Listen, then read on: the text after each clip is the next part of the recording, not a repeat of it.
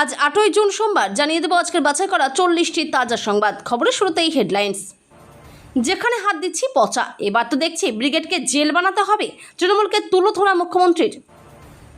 টিএমসিতে আরও বড় ভাঙন, যোগাযোগ করছেন সাংসদরা, বিস্ফোরক দাবি ঋতব্রতর। বিদ্রোহী হলেই মিলবে পুলিশের দাক্ষিণ্য, বীরভূমে 5 তৃণমূল বিধায়কের নিরাপত্তা বাড়িয়ে কিসের ইঙ্গিত নবান্নের। ইউসুফ পাঠানকে সরিয়ে বহরমপুরে নিজে ভোটে দাঁড়াতে চান মমতা, জল্পনা ছড়াতেই শেষমেশ সত্যি ফাঁস করে দিলেন তারকা সাংসদ। যুদ্ধের দামামা, ভারত সীমান্তে আচমকা 60,000 বিজেপি সদস্য মোতায়েন তারেক সরকারের। বিজেপি বিরোধিতার পথ থেকে সরছে সিপিআইএম, ইন্ডিয়া জোট ছাড়ছে বেবির দল। এবার বিকাশ রঞ্জন ভট্টাচার্যের বাড়ির সামনে পর্ক উৎসব, হিন্দুত্ববাদীদের কি বলছেন বাম নেতা। আগামী সপ্তাহ থেকেই 5 টাকা দিলে সপ্তাহে 2 দিন মাছ ভাত, মা আহার নিয়ে বড় ঘোষণা মুখ্যমন্ত্রীর।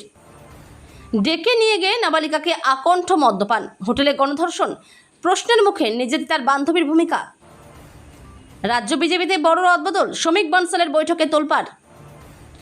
মা মেয়ে কিংবা শাশুড়ি বৌমা ননদ সবার জন্য একটাই অন্নপূর্ণা ফর্ম, নতুন আপডেট দিল সরকার।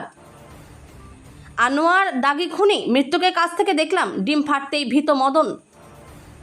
এখানেই শেষ নয়, যন্তর মন্তরে সিজেপির বিশাল বিক্ষোভের পর কি বললেন অভিজিৎ দীপকে।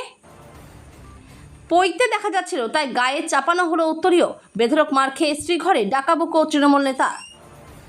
কনসার্টে নাচতে নাচতেই মৃত্যু, অসুস্থ অবস্থায় হাসপাতালে বন্ধু, মুম্বাইয়ের চাঞ্চল্যকর ঘটনা। ফোন ধরছেন না দলের নেতারা, তৃণমূল ভবনের দখল নিতে এলেন বাড়ির মালিক, আইনি পদক্ষেপের হুঁশিয়ারি। সৌজন্য বলে একটা শব্দ, কার্নিভালের নাচ থেকে অরূপকে ভাইফোঁটা দেওয়া, লাগাতার টোল্ড হয়ে পাল্টা জবাব অপরাজিতার। অনুপ্রবেশকারীদের বিরুদ্ধে বড় অ্যাকশন, 4,800 জনকে বাংলাদেশে ফেরত, বড় ঘোষণা মুখ্যমন্ত্রী শুভেন্দুর। 2019 সালে সিএ বিরোধী আন্দোলনে মুর্শিদাবাদে পুড়িয়ে দেওয়া হয়েছিল ট্রেন, সেই ফাইল খুলে নতুন করে তদন্তের নির্দেশ শুভেন্দুর। সরকার বদলাতেই আবাস যোজনাতেও বড় বদল, এবার বাংলাতেও চালু হচ্ছে সেলফ সার্ভে। বিধানসভার পর এবার লোকসভাতেও ভাঙন, পদ খোয়াতে পারেন অভিষেক, তড়িঘড়ি দিল্লি ছুটছেন মমতা। গরমের ছুটি কি ফের বাড়ছে, স্কুল খোলা নিয়ে নবান্নের নির্দেশে জল্পনা তুঙ্গে, কি আপডেট দিচ্ছে পর্ষদ। রাজ্য সরকারি কর্মচারীদের জন্য সুখবর, 22শে জুনের মধ্যেই মিটতে পারে বকেয়া মহার্ঘ ভাতা। অদিতি মুন্সি, দেবরাজ চক্রবর্তীর টাকা চলে যেতে পারে বিহারের বেগুসরাইয়ে, কোন অ্যাকাউন্টে কেন যেত টাকা, ঘনাচ্ছে রহস্য। অন্নপূর্ণা যোজনায় দ্বিগুণ অনুদান, প্রকৃত প্রাপক বাঁচতে করা শর্ত, জেনে নিন নতুন ফর্মের খুঁটিনাটি। চোর ডাকাতদের গ্রেপ্তার দেখে আনন্দ হচ্ছে, তৃণমূল নেতার বিস্ফোরক পোস্টে তোলপাড় রাজনীতি। অবৈধভাবে ভারতে ঢুকে 13 বছর ধরে বসবাস, মুর্শিদাবাদে গ্রেপ্তার 5 বাংলাদেশি। এই তারিখে ঢুকতে পারে পিএম কিষাণের 23তম কিস্তির টাকা, আগেভাগে সারুন এই জরুরি কাজ। অন্য অঙ্কে অন্যের তৈরি চিত্রনাট্যে ঋতব্রতদের আড়ালে আসলে কে, কুণাল ঘোষের ইঙ্গিতে তোলপাড় বঙ্গ রাজনীতি। 3 লক্ষের ছবি থেকে 30 লক্ষের এলআইসি, অভিষেক পত্নীর রুজিরার সম্পত্তির পরিমাণ কত জানেন। মাইনে মাত্র 6,000 আর বাড়িতে কোটি কোটি ক্যাশ, এই সরকারি কর্মী যা করেছেন শুনলে চোখ কপালে উঠে আসছে সকলের। তৃণমূলে ধাক্কা, দল ছাড়ার ঘোষণা বলাগড়ের প্রভাবশালী নেত্রী রুনা খাতুনের, জল্পনা নতুন সমীকরণে। ক্ষমতা বদল হতেই কেষ্টর ওপর খাড়া, 30 লক্ষ টাকার ইট লুটের অভিযোগে অনুব্রতের বিরুদ্ধে এফআইআর। ছোট্ট ঘরে বড্ড গরম, প্রবল দাবদাহে খোলা মাঠে বিছানা পেতেছেন মুম্বাইয়ের পরিযায়ীরা, ভিডিও দেখে চোখে জল নেটপাড়ার। এই যোগ্যতা না থাকলে মিলবে না যুবশক্তি ভরসা কার্ডের 3,000 টাকা, কবে শুরু হবে আবেদন। ব্রিটিশদের থেকেও বেশি অত্যাচার, দ্বিতীয় স্বাধীনতার স্বাদ পেল বাংলা, তৃণমূলকে আক্রমণ মুখ্যমন্ত্রীর। রাস্তা থুতু ফেললে এবার থেকে জরিমানা, বড় ঘোষণা সরকারের, কত ফাইন দিতে হবে। গুজরাটের সুরাতে শতাধিক বাড়িতে চলল বুলডোজার, কারা গুড়িয়ে দিল, স্থানীয় প্রশাসনের দাবি তারা কিছুই জানে না। এনআইএ হেফাজতে কার্যত অনাহারেই রাত কাটল শওকতের, অভিষেক ফাঁসিয়েছে অভিযোগ পরিবারের। সারি সারি শাড়ি সরাতেই সাক্ষাৎ তৃণমূল নেতা, লুকিয়েও শেষ রক্ষা হলো না, টানতে টানতে নিয়ে গেল পুলিশ। তুমুল ঝড় বৃষ্টি কলকাতায়, ঘন কালো মেঘে ঘনালো অন্ধকার, কতদিন দুর্যোগের পূর্বাভাস। এতক্ষণ শুনছিলেন সংবাদ শিরোনাম, এবার শুনবেন বিস্তারিত খবর। রাজ্যে পূর্বতন তৃণমূল সরকারের আমলে রন্ধ্রে রন্ধ্রে দুর্নীতি ও অপশাসন ছিল। এই অভিযোগে ফের একবার নজিরবিহীনভাবে সুর চড়ালেন মুখ্যমন্ত্রী শুভেন্দু অধিকারী। রবিবার নিউ টাউন কনভেনশন সেন্টারে আয়োজিত বিজেপির এক বিশেষ প্রশিক্ষণ শিবিরে যোগ দিয়ে বিগত জমানাকে তীব্র ভাষায় তুলনা করেন তিনি। বর্তমান সরকারের কাজ করতে গিয়ে প্রতিনিয়ত কিরূপ পরিস্থিতির সম্মুখীন হতে হচ্ছে তা বোঝাতে গিয়ে রগড় করতে ছাড়লেন না তিনি। নিউ টাউনের মঞ্চ থেকে পূর্বতন শাসক দলকে নিশানা করে মুখ্যমন্ত্রী বলেন, যেখানে হাত দিচ্ছি সেখানেই পচা দুর্গন্ধ। কি করে গেছে আগের সরকার? দুর্নীতি আর অনিয়মের যা বহর দেখছি তাতে এরপর তো মনে হচ্ছে ব্রিগেডকে জেল বানাতে হবে। রাজ্যের শাসক দলে ভাঙনের জল্পনা যেন থামছেই না। বিরোধী দলনেতা ঋতব্রত বন্দ্যোপাধ্যায়ের সাম্প্রতিক এক সাক্ষাৎকার ঘিরে উত্তাল রাজ্য রাজনীতি। সরাসরি তৃণমূল কংগ্রেসের অন্দরের গোপন সমীকরণের ইঙ্গিত দিয়ে তিনি দাবি করেছেন, শুধু বিদ্রোহী বিধায়কই নন, দলের একাধিক সাংসদও তার সঙ্গে যোগাযোগ রেখে চলেছেন। ইন্ডিয়া টুডেকে দেওয়া এক সাক্ষাৎকারে ঋতব্রত বলেন, তৃণমূলের বেশ কয়েকজন সাংসদ নিয়মিত আমার সঙ্গে যোগাযোগ রাখছেন, যদিও কারা সেই সাংসদ তা নিয়ে এখনই কোনো নাম প্রকাশে করতে রাজি হননি তিনি। তবে এই দাবি নতুন করে জল্পনার জন্ম দিয়েছে, কারণ এর আগে তৃণমূলের রাজ্যসভার সাংসদ সুখেন্দু শেখর রায়ও মন্তব্য করেছিলেন যে লোকসভার অধিকাংশ তৃণমূল সাংসদ দলবদলের কথা ভাবছেন। ঋতব্রতর এই মন্তব্য সেই জল্পনাকে যেন আরও এক ধাপ এগিয়ে দিল। রাজনীতিতে প্রত্যাবর্তনের অঙ্ক যেমন জটিল, তেমনই জটিল ক্ষমতার অলিন্দে টিকে থাকার খেলা। সাম্প্রতিক নির্বাচনে ভরাডুবির পর ঘাসফুল শিবির এখন রাজ্যে বিরোধী বেঞ্চে, কিন্তু ক্ষমতা চলে গেলেও তৃণমূলের অন্দরের গৃহযুদ্ধ থামার লক্ষণ নেই। সম্প্রতি বিধানসভায় দলের হুইপ উড়িয়ে ঋতব্রত বন্দ্যোপাধ্যায়কে সমর্থন করার পরই বীরভূমের 5 তৃণমূল বিধায়কের নিরাপত্তা এক ধাক্কায় বাড়িয়ে দিয়েছে নতুন রাজ্য সরকার। এমনটাই দাবি রাজনৈতিক মহলের একাংশের। কাজল শেখ, চন্দ্রনাথ সিনহা, রাজেন্দ্র প্রসাদ সিং, মোশাররফ হোসেন এবং বিধানচন্দ্র মাঝি, এই 5 বিধায়কের চারপাশে এখন রাতারাতি বসে গেছে কড়া পুলিশি পাহারা। প্রশ্ন হলো, ভোটের আগে যাদের দাপটে বাঘে গরুতে এক ঘাটে জল খেত, আজ বিরোধী আসনে বসার পর হঠাৎ তাদের কিসের এত ভয়? নাকি এই নিরাপত্তার আড়ালে লুকিয়ে আছে অন্য কোনো সমীকরণ? বাংলার তৃণমূল কংগ্রেসের নেতাদের ফুটপ্রিন্ট গত 1 মাসে যেভাবে কমছে তাতে তোলপাড় রাজনীতি। অনেকেই বলছেন, রাজনীতিতে প্রাসঙ্গিক হয়ে থাকতে এখন মমতার নজর দিল্লি, তাই বিধানসভায় হেরে লক্ষ্য সংসদ। আর নিজের সংসদের রাস্তা পরিষ্কার করতেই নাকি সরাতে চেয়েছিলেন অধীরকে হারিয়ে আসা বহরমপুরের সাংসদ ইউসুফ পাঠানকে। সামাজিক মাধ্যম তোলপাড় হয় এক তথ্যে, সৌরভ গাঙ্গুলির মধ্যস্থতায় নাকি হয়েছে এই কথাবার্তা, যদিও সৌরভ গাঙ্গুলি বিবৃতি দিয়ে আগেই জানিয়েছেন এই তথ্য ভুয়ো। এবার সামনে এসেছে খোদ ইউসুফের বার্তা। শুভেন্দু অধিকারী মুখ্যমন্ত্রী হওয়ার পরেই বাংলায় থাকা অনুপ্রবেশকারীদের কড়া বার্তা দিয়েছেন। অবৈধভাবে বাংলাদেশ থেকে এপার বাংলায় যারা এসে বসবাস করছেন তাদের দ্রুত নিজেদের দেশে ফিরে যাওয়ার বার্তা দিয়েছেন মুখ্যমন্ত্রী। সে নির্দেশের পরেই ভারত বাংলাদেশ সীমান্তে আরও কড়া হয়েছে বিএসএফ। পশ্চিমবঙ্গে অবৈধভাবে বসবাসকারী ও অনুপ্রবেশকারী বাংলাদেশিদের শনাক্ত করে নিজ দেশে ফেরত পাঠানোর প্রক্রিয়া জোরদার করেছে রাজ্য প্রশাসন।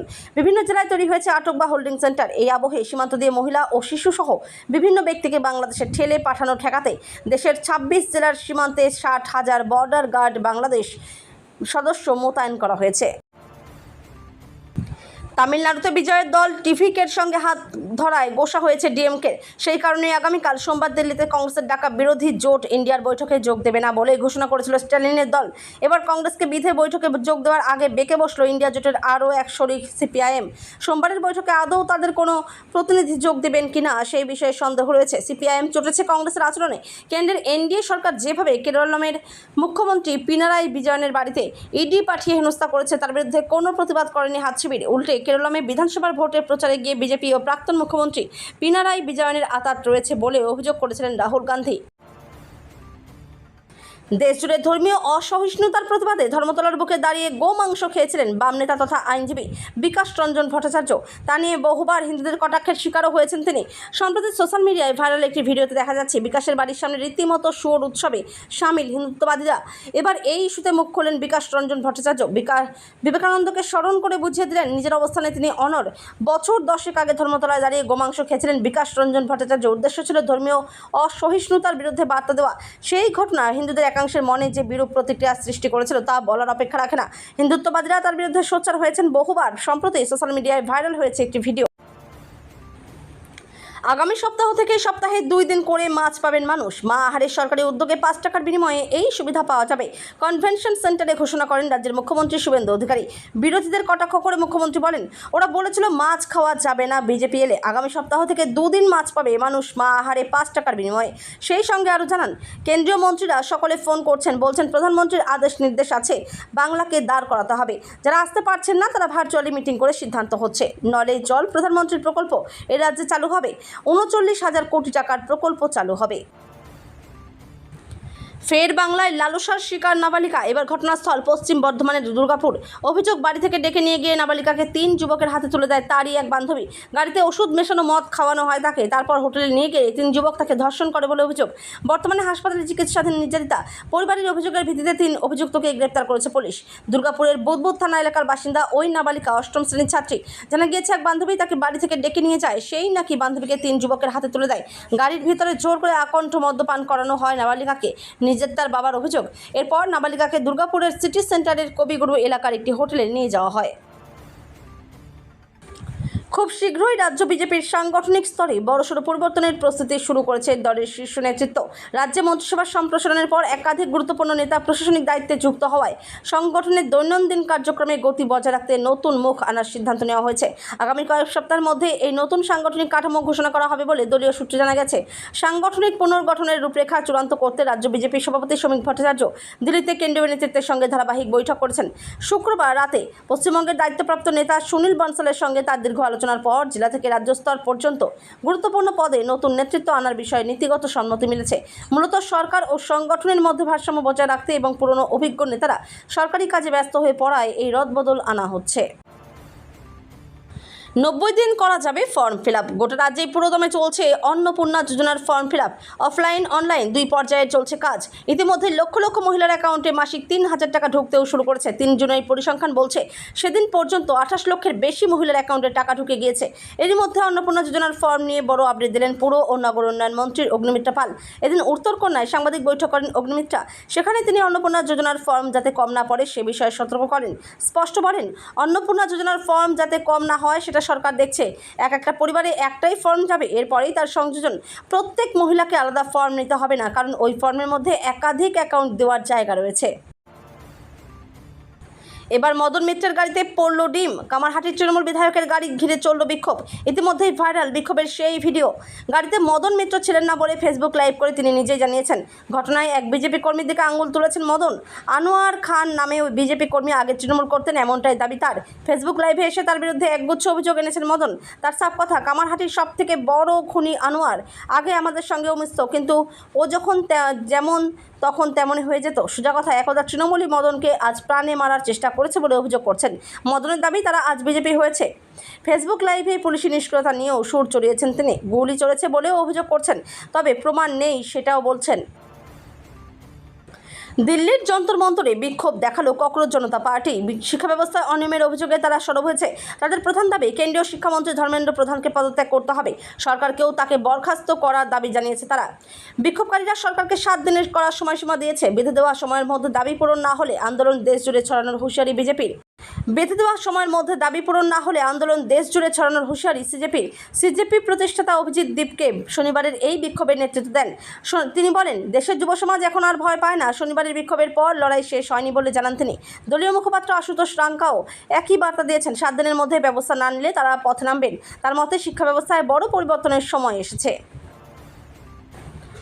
রাজ্যে পালাবদলের পর বিভিন্ন জায়গায় মার খাচ্ছেন তৃণমূল নেতারা। কোনো জায়গায় আবার তৃণমূল নেতাদের দেখে উঠছে চোর চোর স্লোগান। একসময় তিনি বলেছিলেন মারবো, এখন তিনিই মার খেয়ে গেলেন শ্রীঘরে। হুগলির চুচুড়া মগরা পঞ্চায়েত সমিতির বন ও ভূমি কর্মাধ্যক্ষ প্রাক্তন তৃণমূল ব্লক সভাপতি তাপস চক্রবর্তীকে গ্রেপ্তার করল পুলিশ। মার খেয়ে ক্ষমা চাওয়ার তার ভিডিও ভাইরাল সোশ্যাল মিডিয়ায়।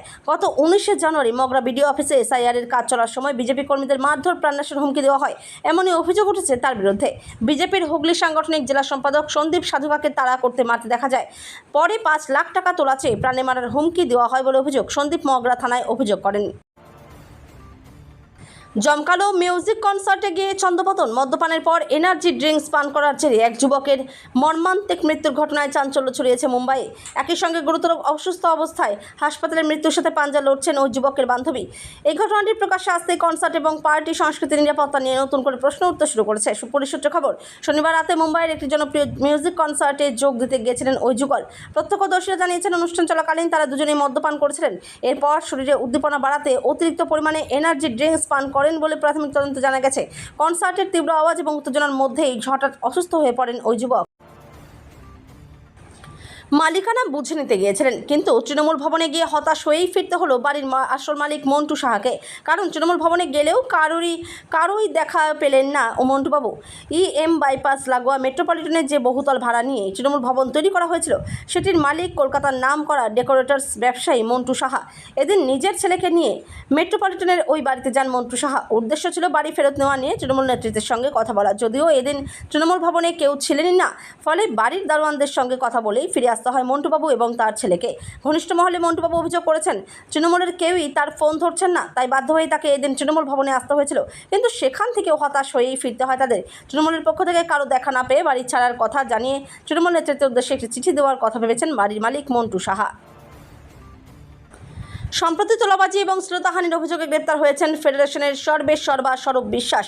তারপরে অন্যান্য একাধিক তারকার মতোই মুখ খুলেছেন অপরাজিতা আঢ্য। আর তার জেরেই বিস্তর কটাক্ষের মুখে পড়েছেন তিনি। কেন?